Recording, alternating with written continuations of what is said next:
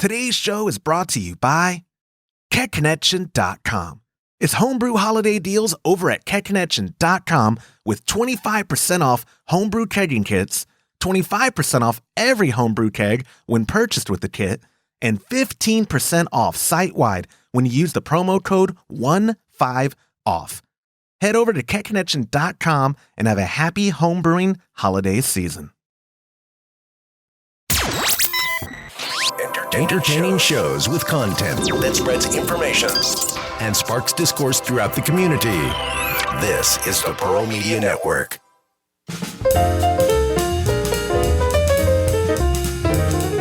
Hello and welcome to the Homebrew Happy Hour. This is the show where we supply the answers to your homebrewing questions and discuss all things related to craft beer.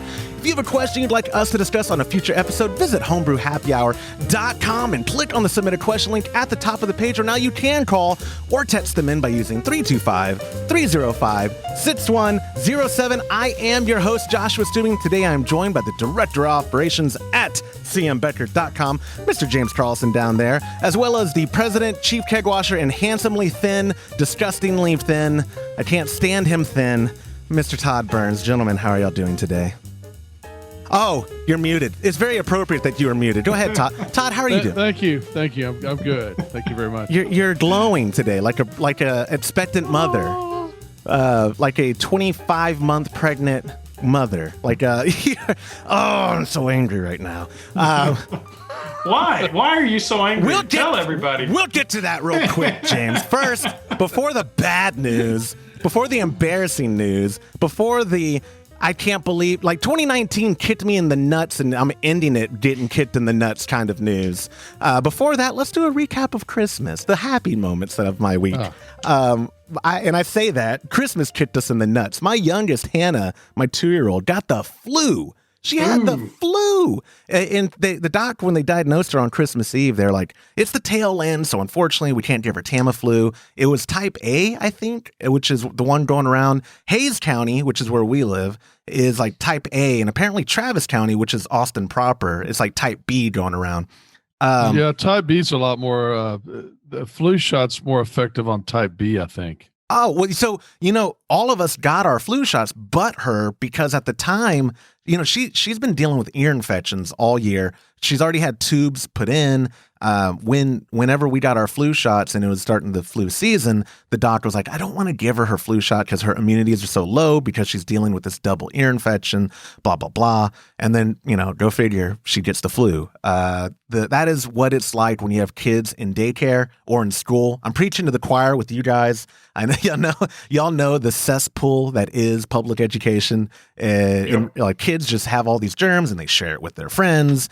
And it's hard to not have sick kids this time of the year. But the flu, crossing our fingers, my other kids haven't had any symptoms. They're not sick. I haven't had any. My wife hasn't had any. So we had to keep Hannah away, unfortunately, on Christmas Eve and Christmas Day. We didn't get to have the whole family together at celebrating, but we did our own stuff. But the beer, the important stuff.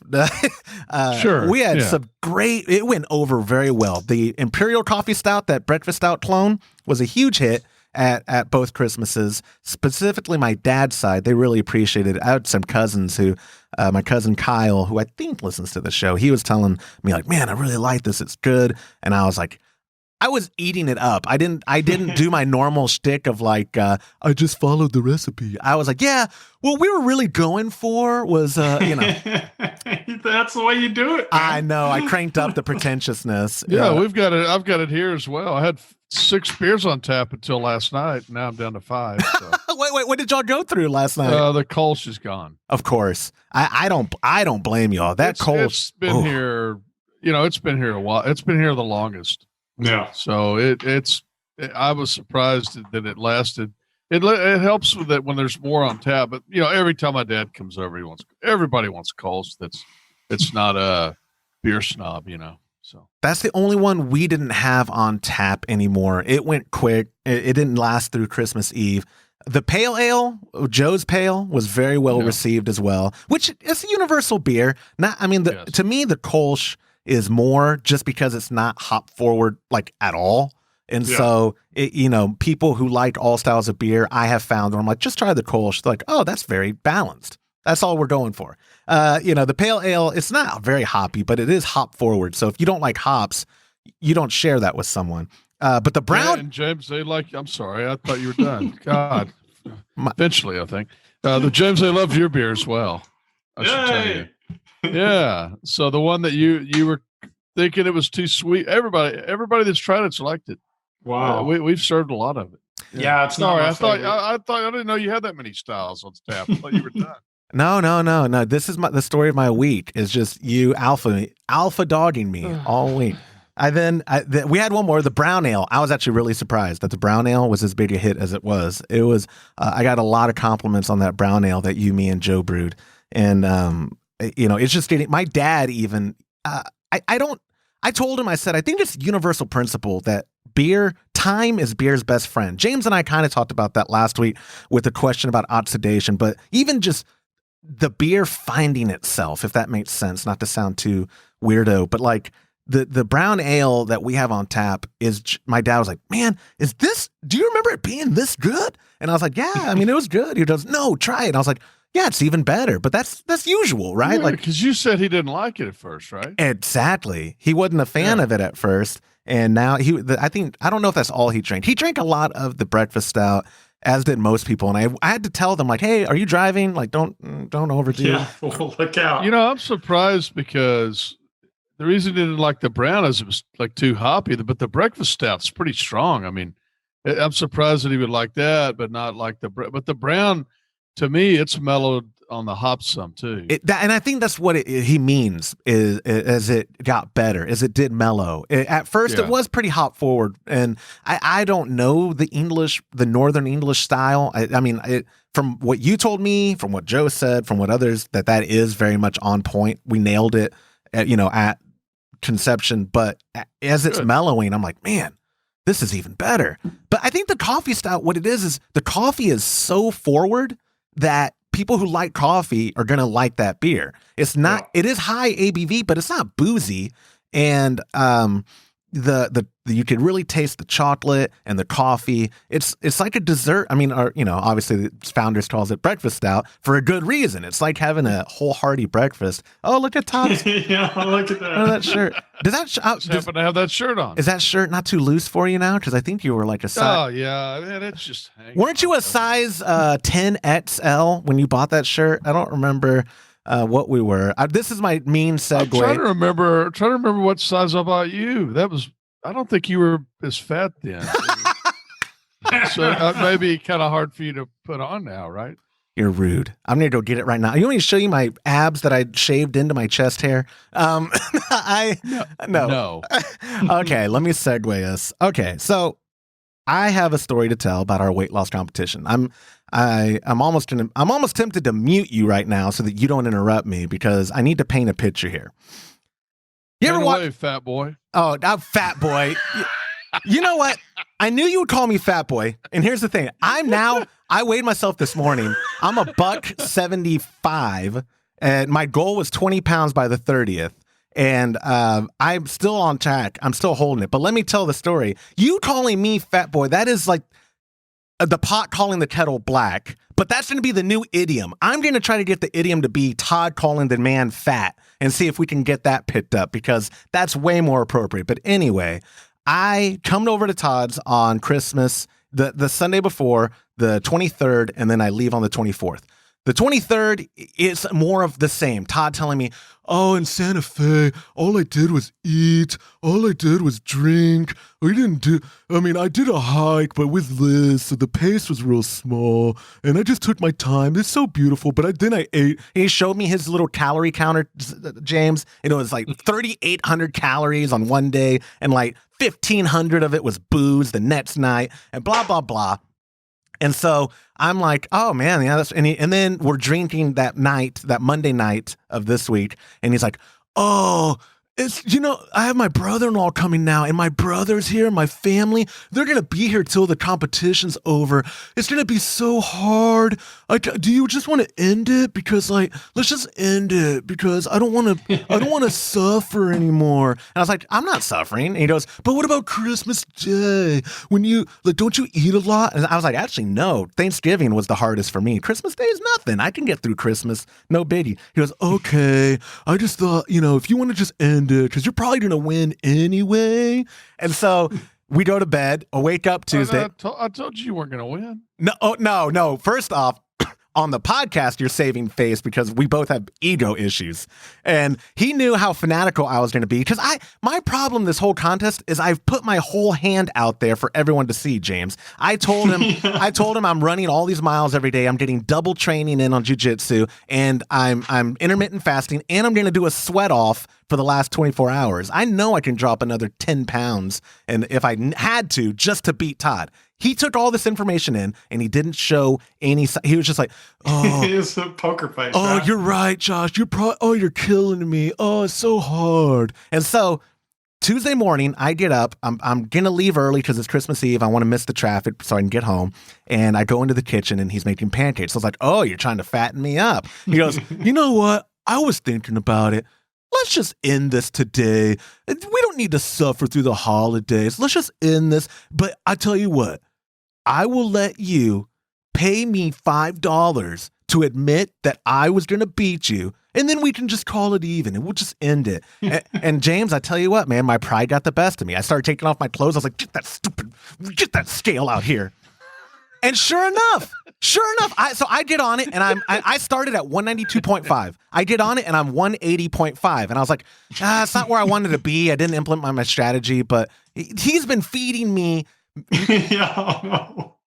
So he takes off his shirt, and all of a sudden, it's like taking off a fat suit that he's been wearing. Two of his three chins disappears. It sucks up into his throat, and he steps on the scale, and it reads, you started at 247, and it read 226.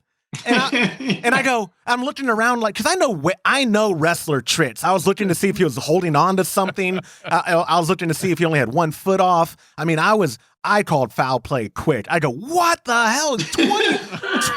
21 pounds? And he goes, so are you going to be paying me now? Or I can't believe a guy wouldn't bring his $100 to a bet. I mean, how's that? I paid you in PayPal immediately. I don't welch. Look, I'm bitter and I have my tail tucked between my legs, but I don't welch on a bet. I've never welched, even though I'm still not convinced you didn't cheat. I don't know how, because I was with you in Kansas City, and unless you were vomiting after our meals or you went up to the room and ran or something, because I'm on to you, man. But no, joking aside, you know what? I just worked hard. I know. I was just saying, look, kidding aside, because I'm over it, sort of.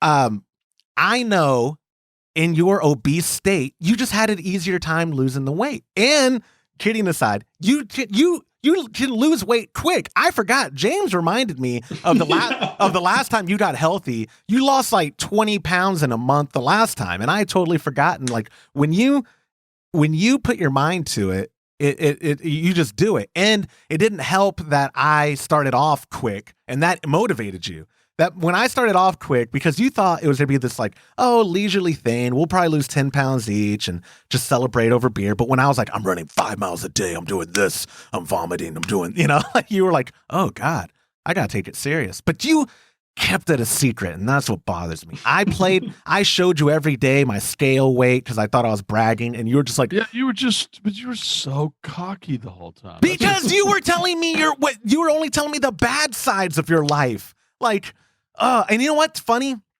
I got emails from listeners like nutrition. We have nutritionists that listen, which, by the way, how bizarre is that? But we have nutritionists that listen, and they email me and go, he's going to have an easier time losing weight. I don't know if you understand how it works with metabolism. And because we're about the same height. Aren't you like 5'8"? Yeah. Yeah, we're about the same height. And I started at 192 and you were 247. They're like, if he takes it serious, man, he could kill you like in this competition. I was like, that's the difference. He won't take it serious. And I'm big bone too, You are. Oh, I know. Well, listen, if you're going to call me fat boy, I can say some fat jokes too. It's not one-sided. I was going to publish a picture of Han and Jabba and call it the betrayal and have a caption that's like, when the day Todd bamboozled me, but I didn't yet. I might add that as maybe I'll put that as our cover art for this episode. But no, again, all kidding aside, I am actually extremely happy that motivated you. It's worth $100 that because you now we both agreed, let's just be healthy going into 2020. Let's just keep it up. You've been doing like 4-mile hikes every day on your property still. And I see it in your face when I look at it now. You were wearing baggy clothes though, you son of a gun. You cheating, you bamboozling. Baggy clothes. James, did you know that he was losing that much weight? Honestly. Well, I kind of figured he would because of the last time. Oh, yeah. Because he dropped weight like crazy the last time he went on this. But I mean, did you know it? Because Todd you even told me no one's even said anything about me losing weight. No one's even noticed that I lost all this. No, nobody did. Nobody said anything. I know. I see it in your face now, especially like through the camera. You're looking good. Last time you had an end game of I want to get, was it 210? What were you shooting for? 218, 215? I forget. I don't remember. Like exactly. What do you this morning? Or you don't weigh yourself every day though, do you? No. Okay, so you're just wanting to keep this healthy activities up, and it's not a number you care about. I mean, yesterday was Christmas, so it's not like I was super healthy. And yesterday. the contest was over.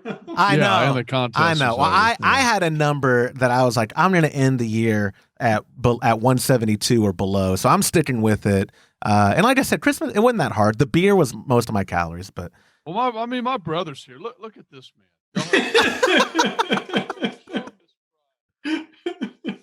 Oh no. Well, hey, tell your brother I said thanks for only showing the front this time. Yeah, absolutely. Yeah, he gave Josh a special moon treat before the show officially started. It was the worst. If y'all listeners don't know Pierce Jr., but James knows him. And yeah, he's hilarious. Yeah, he's hilarious till you see him, like him fully. But anyways, Todd, congratulations.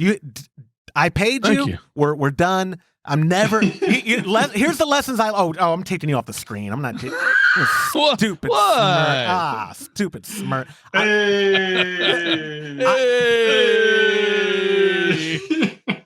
I'm never doing a competition with you ever again, ever, because you're no James. fun at all. He emotionally manipulated me. You admitted. Yeah.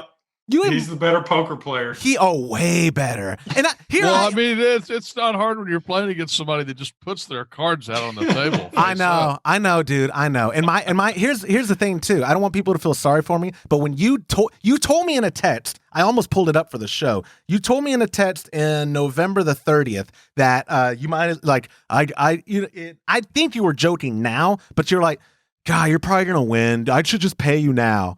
I was like, I am going to win. And I used the money that I hadn't gotten yet, and I bought you a really nice Christmas present. I know. That was so nice of you. Never again.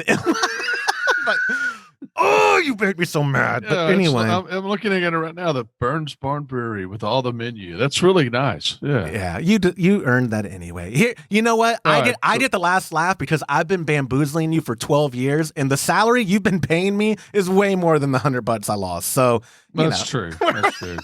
All right, let's do some questions. Yes, absolutely. Real quick before we get into the questions, our January recipe has been announced right now for our Patreon members at that top tier. It's going to be the true to style Dusseldorf Alt beer. That's where I insert the applause. Well, we had a lot of requests from. I think we're at a dozen people now at that tier, and like 5 of them after this recipe, they love the Dunkel, and they then emailed me like, hey, you did the Kolsch. Any chance you could ever do the alt? And I was like, well, yeah, let me look into it. And sure enough, we're doing the alt beer. So if you're not a member yet at that top tier, you can go to patreon.com/homebrew happy hour. Look at the different tiers, the different perks they offer. And then in January, we'll have a special announcement for a brand new tier we're going to have that was at a request of a listener as well. So tune in for that for next week's episode. We also have really cool announcements on new show sponsors. And we've got 2020 is, I know every year people say this in December, they're like, next year is going to be my year. But after, again, ending on such a low note, like getting beat by Todd Burns in a weight loss competition, I can only go up for 2020. So that means the podcast too. We're going to have a great year. And then That's all I have. So let's get into the questions. Question number 1 came from Peter, who used the submission form at homebrewhappyhour.com. Peter wrote in, "Hey there, guys. I'm a new listener, new homebrewer, and a new contributor to your Patreon. So thank you for the great show you produce every week. It's really helped me with things, and I am thankful. Since it is December, I wanted to know what beer you brewed this year that was your favorite. Which beer was your least favorite, and what beer are you looking forward to brewing the most in the new year? Cheers, Peter." I fielded it for 2 things. One, he complimented us, and he's a member. I mean, so I have to, throw a bone. But no, the real reason is I like these year-end caps. I just realized when I was fielding questions this morning to make the outline, this is the last show of the year, guys. We went through 2019 is done for the show. I had a great year. I thought the show has never been better in regards to the equipment we were using, the production value. Having James on more, I think, helped. But it's been a good year. I'm going to kick it to you, James, first. Which beer of yours is your favorite? I think that Blonde Alt was a surprise for what we brewed this year. And if people don't know, we were brewing Stefan from Dusseldorf was down. He's the president of the factory for C.M. Becker International. And we wanted to brew an alt beer with him there. So I was in a hurry. I had to drop by the office that morning that we were brewing, and I went upstairs, put the kit together, forgot to put the dark malt in it, or the black malt, the Carafa 3. Got all the way there, and it was funny because Todd was the first one to spot it. We're mashing in, and he's like, it kind of seems a little light. Are you sure? Oh, yeah. No, this is right. And in the back of my head, I was like, yeah, I was thinking the same thing.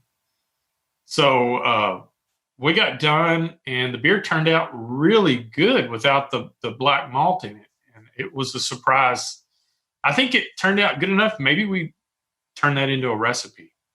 I agree. And we had talked about it because it was like when you brewed it and you kegged it, and when you tried it, I could tell, like, you're like, oh my God, you're really proud of it. Yeah, but it turned out like it did. But I remember you also being apprehensive because, like, you are your biggest critic. Like, every time you share your beer with me, you almost always preface it with like, it's not quite what I wanted, or something. And then I taste it and it's really good. And you're like, really? You think so? And I'm like, James, you idiot. Of course it's good. With the Blonde Alt, I vividly remember you didn't do that. With the Blonde Alt, you're like, dude, try this. And you were... Yeah, I was shocked. I was literally shocked it turned out like it did. It was pleasantly surprised. It was so good. It didn't last long either. That's what I'm pissed about. No, I think I had it at my house a little over a week and it was gone. It wasn't in Todd's barn for much longer than that. Maybe 3 weeks. It wasn't there long. It wasn't there for 2 trips, and I come up every other week. I came up 1 week. It was there. It was good. And then I think, was it opening season, Todd? Or why did it go so quick? Because I know you didn't drink it all by yourself. I don't remember. I think it was opening weekend for deer season. Yeah, and we it was well received. All those beers were there. We had 3 kind of light, really good beers, and everybody loved all 3 of them. Yeah. Todd, what about you for your favorite? We'll start with the favorite still. What was your favorite beer that you brewed or were part of brewing for 2019?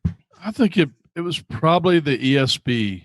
Brewed an ESB that was just turned out really, really good. It's a style I've always appreciated, and we really hit it. So that was my favorite of the year, I believe. But there was also at the very, very beginning of the year, we had I think technically though, I brewed that the year before, so we can't count that. So yeah, we'll say the ESB. That ESB was damn good. It was so good. And that was one that was that the first beer that you put into that spike conical, or was it Kolsch the first one? I think the ESB was the first one that you used in that spike fermenter, wasn't it? I don't remember.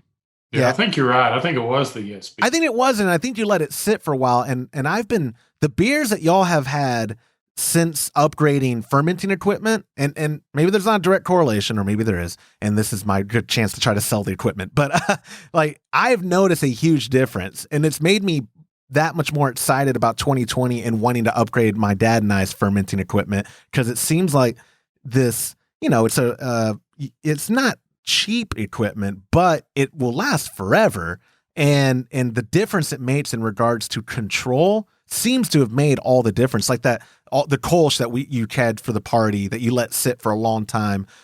Joe's Pale, which for better or for worse, James, I think was in that fermenter for like 2 months, or I forget how long he left that pail in there for. Well, longer than 2 months, I think. Yeah, but still, like, it is. I've been very impressed with the glycol setup and the ferment and the conicals, and I believe that ESB was the first one to use, because I remember tasting it and being like, the ESB y'all brewed in the cooler brew blew my mind. It was incredible. And then the second batch was as consistently good. And I was like, oh, thank God we've dialed in the ESB. By we, I mean y'all, but it's been dialed in. Now, every time y'all brew an ESB on your system, I'm like, I know what it's going to taste like. That was one of my favorites too, but I wasn't a part of that one. For me, it was a late entry into the year, but I received the most compliments. So obviously, with my ego being stroked, I have to say the Imperial Coffee Stout, the breakfast stout clone, has to be my favorite beer brewed. Mainly because I think it did hit the style pretty spot on. But also, man, I like feeling good when people compliment your beer. Yeah, that's the first. It was delicious. That's the first time I've gotten real compliments, not just like that's pretty good. That's good. Thanks. No, it was awesome. Thanks for sharing. sharing. Very good. Yeah, and I could tell my dad too was brimming when you have family and friends that are trying your beer and they're like, oh my God, this is really good, without you having to ask them what they think of it.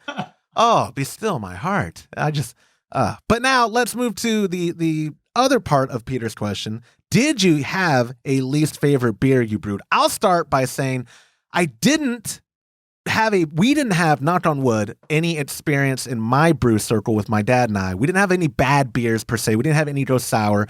The ESB that we brewed in March or April, I splashed a little during transfer, and you could tell it was oxidized a little. So that was like my low point. But again, knock on wood, in regards to what could have happened in a brew day or brewing as many beers as we did, my dad and I had a pretty good year. So my least favorite is only by default that it was a little oxidized, but the ESB that we brewed early in the year. James, what about you? Oh, I think it'd have to be that last pills I did. I wasn't a big fan of it. I didn't pitch enough. It's a lager. So I should have pitched more viable yeast than I did. So I think the lag time on that, and it ended at pretty high gravity. It ended at 10-16. I'd rather had it at least at 10-12. Just it wasn't my favorite. And what's funny too is, and this is how it always works with beer, whether you brew it or buy it.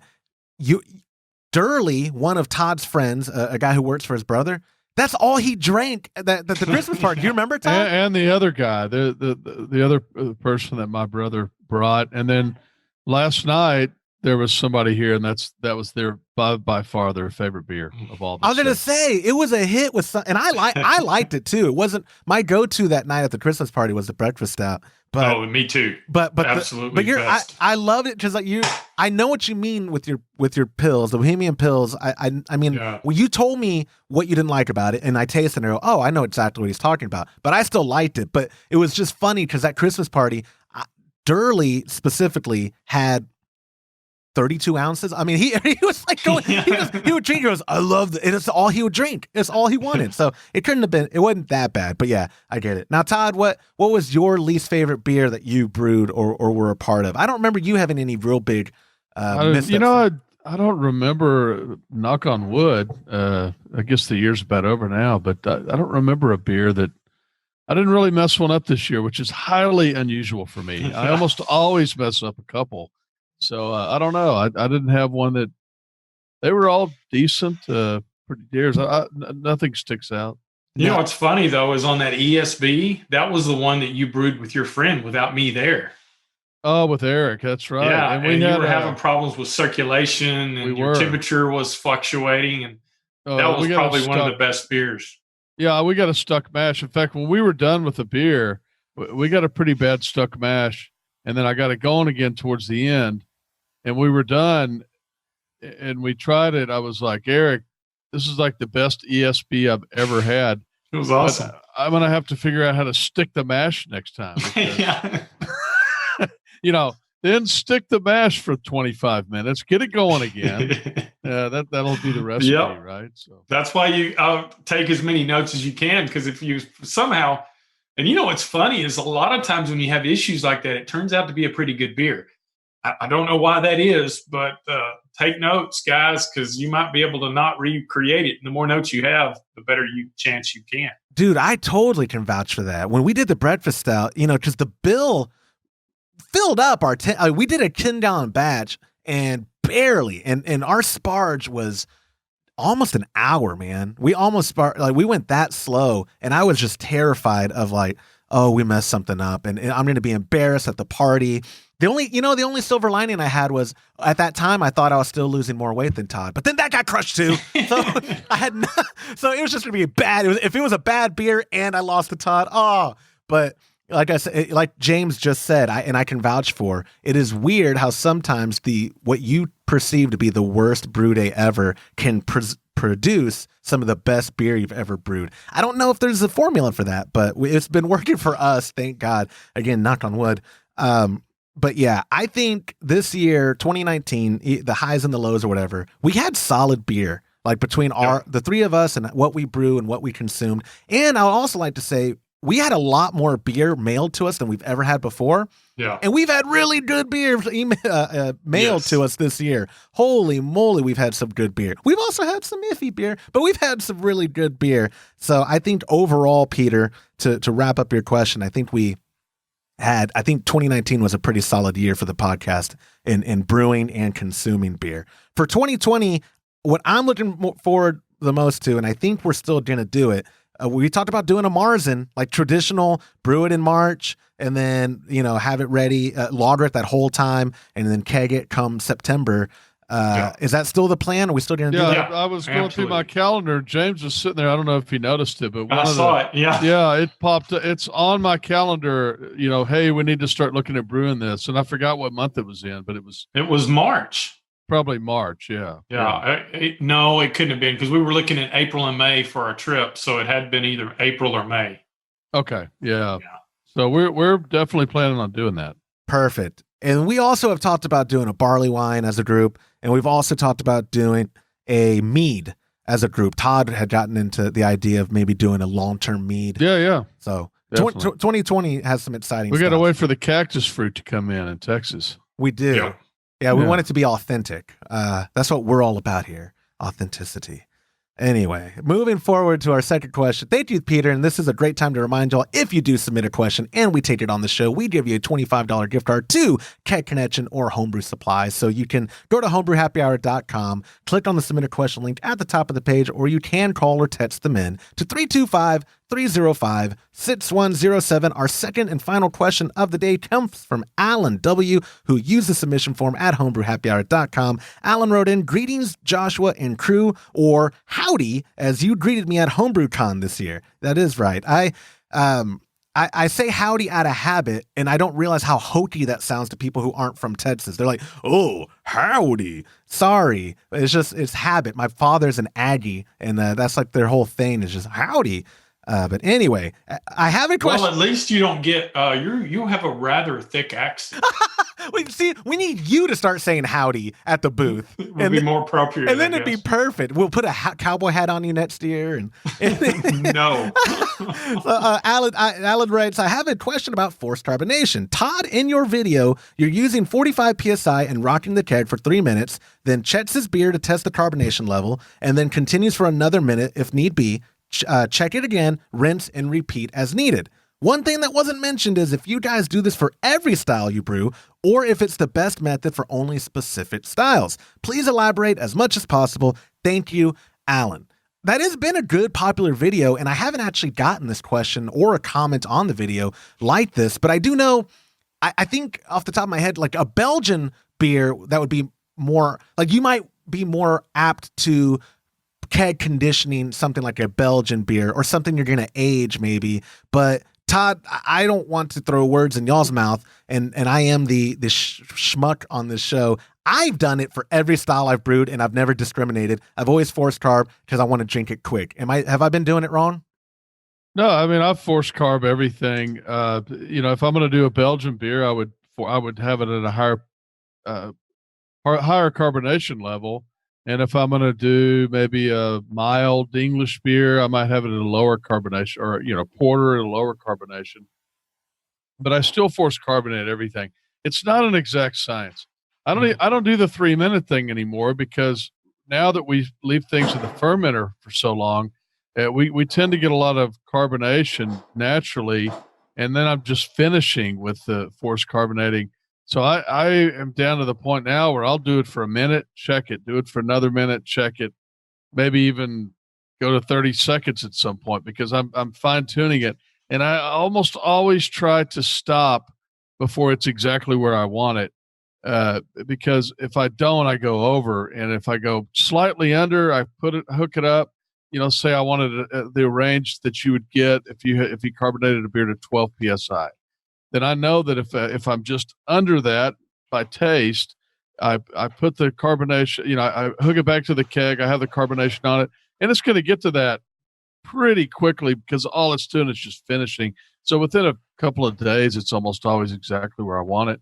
And it's not so low that it's not good. So that's kind of my, that video's fairly old, but it would still be very applicable if you were just putting it in a glass carboy and doing it. But it depends on the style of brewing and how you brew and how long you leave things around. I think you got to take all that into consideration. And James, I know carbonation is your favorite topic, man. No, it's not. No, it's not. I'm the worst in carbonation, so maybe I'm not the guy. But if you're like me and are really bad at it, maybe you should set it and forget it. If you go to brewersfriend.com, they've got a carbonation calculator there. It's wonderful. You can put in the temperature and you put in the volumes that you want, and it'll tell you where you need to be on pressure. And they also have each style and where the recommended volumes for each style of beer. It's a great place to check it out. So go to brewersfriend.com and then go into tools, and then they have carbonation calculators. They're great. I have a premium membership to it, and I don't use that calculator. I'm stupid. I don't know. There's a lot of good calculators on. And I mean this in the most complimentary way. It is so overwhelming how much tools they have. Like they have so many tools that's what. And I think too, I'm more of like a bug you guys about questions and then go, Todd, what would you do? Todd, James, what do I do? You're right. I could just pull it up on my phone and be like, oh, we just, the breakfast stout, an Imperial coffee stout. What does it suggest? Instead of maybe always doing the same thing. But again, knock on wood, I sent some beer to people, and one person wrote back and said, it tasted undercarbed, man. Did you not carb it good enough? And I was, thought it ruined my week, almost like losing a bet to Todd Burns does. It ruined my, that's, I'm sure it wasn't that bad. You're right. No, you had pulled that ruined my year, but the year's almost over. The slate is almost clean. But anyway, Todd has always told me to err on the side of undercarbonation, which on your home draft system, it's not a bad policy because I can always bring it up. If I undercarb and then I bottle and ship it out, then it is becoming an issue because if you open a bottle of my beer and it happened to be undercarb, there's nothing you can do about it. You can't get that carb level up to where it needs to be. So 2020 carbing is going to be something I pay more attention to for bottling, because my dad has really enjoyed the whole concept of using the beer gun, filling up bottles, putting one of our stupid stickers on it and giving it to a family member. Like, look, we're like a microbrewery. But, and I have to admit it is enjoyable doing that too. But carbonation is something that I've worried about. I know if you go online, just like there are, everybody has an opinion, and I know this is going to be a topic where I'm going to get people writing in. Fortunately, again, we're at the point in our podcast where most people who write in are very friendly. Thank you guys for that, and they want to help. But we're going to get emails, and I welcome it. Joshua at homebrewhappyhour.com. Write them in. Tell me what you do or what you think, because there are some people. Didn't I show y'all an article where someone was suggesting, was it a week on carb at high levels? Do you remember? Now I'm making stuff up, but do you remember that article I showed you a month or two ago, James, where I was like, whoa? Seems like I remember something about that, but a week at high pressure, I don't know if I would do that. Yeah, well, that was the answer you had given me, because I was going to talk about it on the show, but then when I looked into it, I was like, oh my God, there are a lot of people who are doing this. Maybe I'm wrong. And then if you go on Reddit, if you go on Homebrew Talk and you ask the question that Alan wrote into us, you're going to get 100 different answers for every 100 people that reply. Do what works best for you. The way that Todd showed it is the way he's always done it in my life that I've known him the last 12 years. So if it's worked for us for the most part, and so I keep doing it. And I think that's a general rule of thumb for anything you're doing with home brewing. If it works for you and you're happy with the results, why change it? You don't have to change it if it's been working. But anyway, for carbonation, I knew James would like that question. That's yeah, I know. Right up his alley. Ask that to him. Right over there to Todd. But anyway, that does it for this show, guys. I think I'd like to thank, first off, we launched our Patreon in October of this year, technically September, but it didn't kick in until October. I want to say my highlight of this year has been our community. We have had not just the Patreon, I mean everyone. Our downloads have been growing. Our community online has been growing, like our audience and participation, the feedback. We have made some really good friends through this show who, thank you, God, for them sending us beer. They're like incredible beer. I don't want to name all the names because I'll forget some, but I'll do that before the year's over. I'm going to have an article about to go out just to thank everybody, and we'll name names there because we've had 2019 was definitely rough, but in context of the podcast, it was incredible. I'm very much looking forward to 2020, and I don't know if you guys are as excited as I am, but I see a lot of cool things down the pipeline for us. So hopefully 2020 doesn't start off with a kick to the groin like losing a weight loss competition to Todd Burns. But or like 2019 started. That was rough. Yeah. But anyways, thank you both y'all were, I don't have the numbers in front of me, but y'all were on the show with me like 95% of the year. So I thank you for. Hey, we did a show every week, didn't we? This year, I don't know if we had a missed week. I don't think we skipped a week. I don't remember skipping one. I think that's a first, right? Yeah. Longtime listeners will, or even I had someone write in recently and he goes, "Hey, I don't know if iTunes or Apple Podcast is dating your stuff right because it goes from 2015 to," and I was like, shut up. No, we don't talk about that dark period. We don't talk about it. James, you're the one who I always tell them to write you the email. James is the one, whenever you got him for CM Becker, he was like, "Why don't you do the podcast anymore? That would be fun, wouldn't it?" And I was like, "Yeah, whatever." And Todd was like, "Yeah, we could try it." And then we had you on the show, and I was like, "Oh my God. Yeah, James, if you're willing to do the show, let's do it." So, that's favorite part of the week. Me too. Also, what I wanted to say was that I really appreciate all the followers on Instagram. I've gotten to the point where I only have family members and my friends from the show as followers who I follow on Instagram. And it's really cool to see their posts and to see how deep they brew. And they're just like us. They have a passion for homebrewing, and I appreciate every follow, and I try to follow them right back.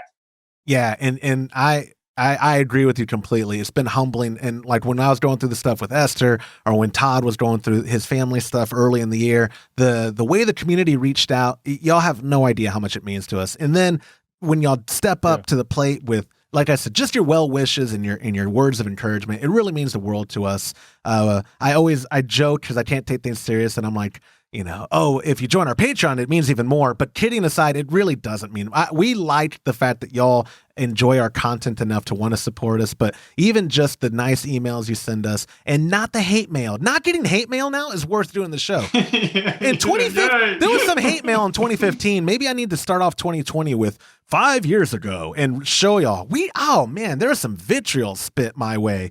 Like, guys, I get it. I have a speech impediment and I don't know crap about brewing. Okay, calm down.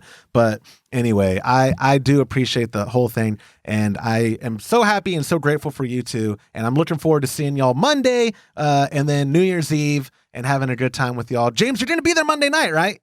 Monday night. Yep, I will be there. Mr. Burns, I'll see you Monday. Happy New Year, everyone, and we'll see you next year. See y'all. And that will do it for this episode of the Homebrew Happy Hour. If you have a question you'd like us to discuss on a future episode, go to homebrewhappyhour.com and click on the submit a question link at the top of the page, or now you can call or text them in by using 325-305-6107. Thank you to our show sponsor, kegconnection.com, for supporting us in the home brewing community. Right now, they have kegging kits at 25% off, Homebrew kegs at 25% off, and store-wide 15% off with promo code 15OFF. Enjoy the deals while they last. On behalf of Todd Burns, James Carlson, and the Pearl Media Network, I'm Joshua Stubing. Thank you for listening.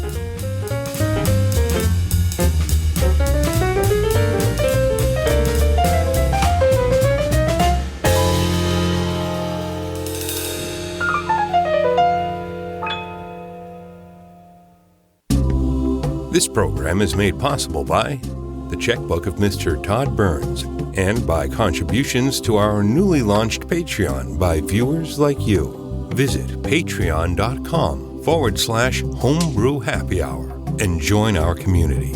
Thank you.